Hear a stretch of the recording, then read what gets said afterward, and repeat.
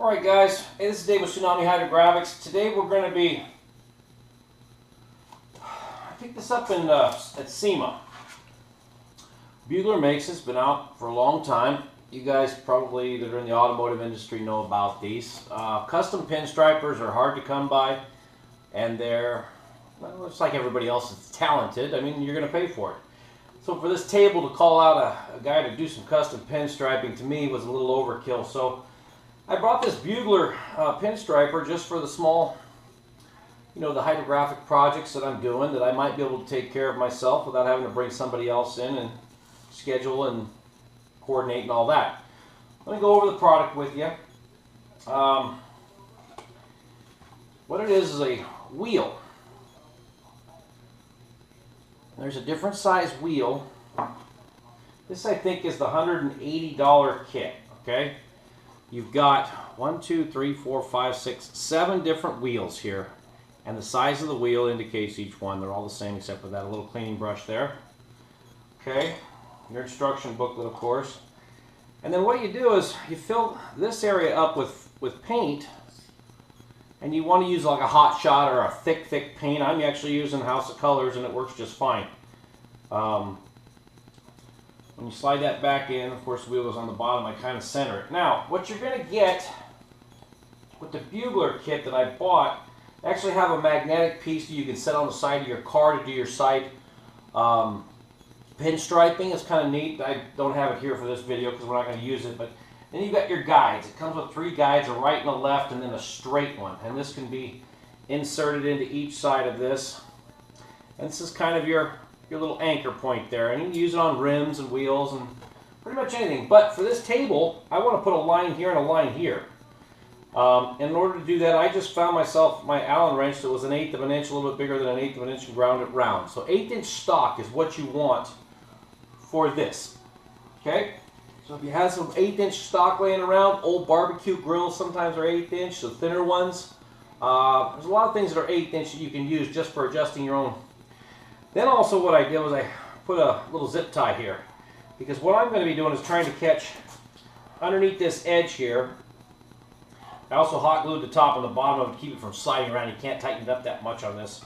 Keep it from sliding up and down. And then what I'm going to do is apply it on here and work my way around the inside. Then change my adjustment, bring it over here, and I'll be able to do the outside of my detail stripe. So I'll probably speed this up. You guys don't want to see. When it comes to the corners and the intersections, what I did was I kind of ghost marked it, okay? So I can kind of see where my lines should come together.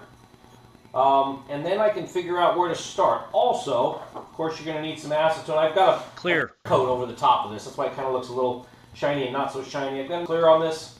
I've got my acetone, got my little brush, okay? So when I do screw up, and I will, I just touch it up a little bit, especially on my crossing lines right here. I could just touch it up a little bit, clean it up, and just carry on. So bear with me. Let me put some paint in this. Let's see what we got here.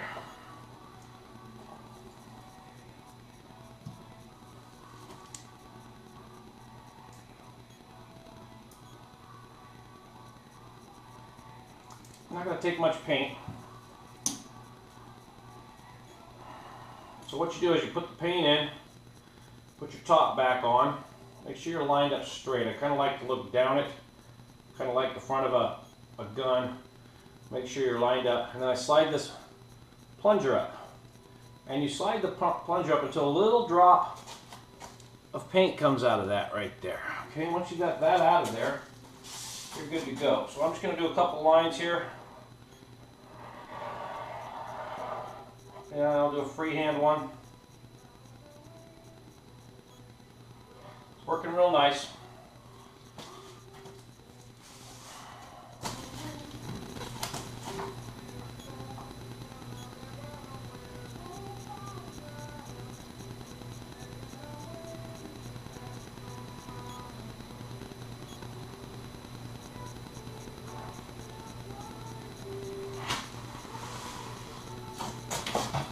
The problem I get into is when I stop.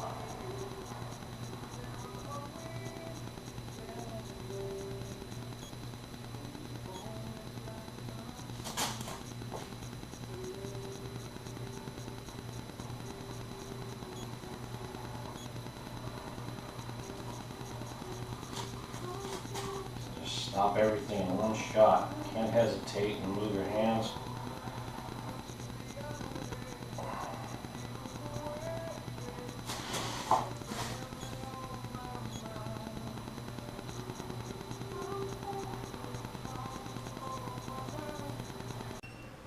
Alright guys, got the table done.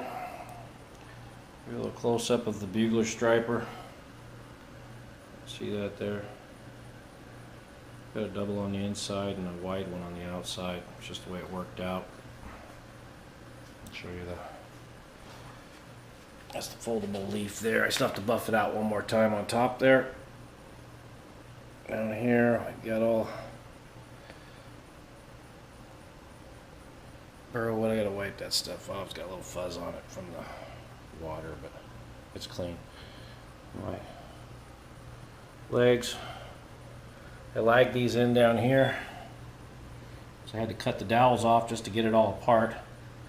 And then I've got these plugs I'm gonna dip tomorrow and throw those inside there to cap that off and give it a nice little accent. Couldn't find I could have found a dowel, I guess, but I couldn't find a plug that worked good for that. I've got the maple all down on the bottom rail. It centers the legs together. And I've got the maple up on top here.